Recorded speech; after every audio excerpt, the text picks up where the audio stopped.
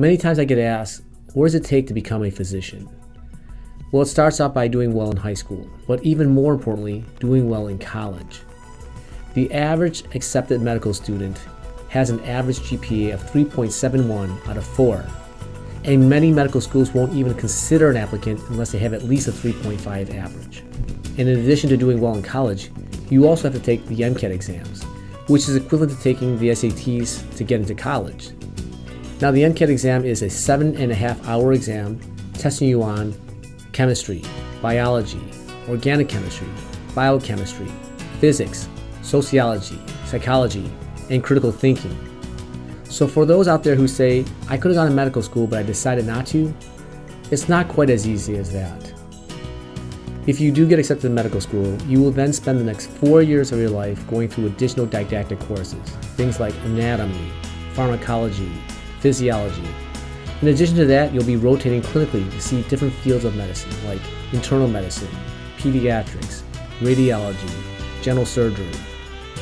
Outside of the material that you're studying, you spend close to 6,000 hours of clinical time training during medical school. In addition to passing all your tests in medical school, you also have to pass steps 1, 2, and 3 of the USMLE, which stands for the United States Medical Licensing Exam. This is to obtain your licensure. Now, after completing medical school and passing all those different exams, it doesn't actually mean you can practice medicine yet. You have to apply to a residency program to get additional training on the specific field of medicine that you've chosen. Things like general surgery, internal medicine, pediatrics, orthopedics, or in my case, emergency medicine.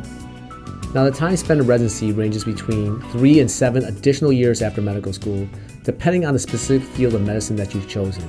And although you're getting paid to get this additional training, the average hourly rate for a first-year resident is $18 an hour. The average number of hours worked in a given week ranges between 60 and 80 hours a week. And the minimum number of clinical hours during your residency is 15,000 hours, but that number goes way up depending on the specific field of medicine you've chosen and the duration of your residency. Once you complete your residency, you still have to take and pass your board exams, which proves your proficiency in your specific field of medicine. In addition to that, you've got to take recertifying exams throughout your career to maintain your certification. This is just a brief summary of what it takes to become a physician.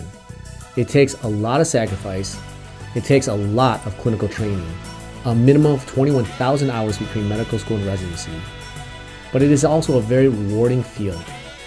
It is unique, and I will say has very little, if any, equivalent in the medical profession.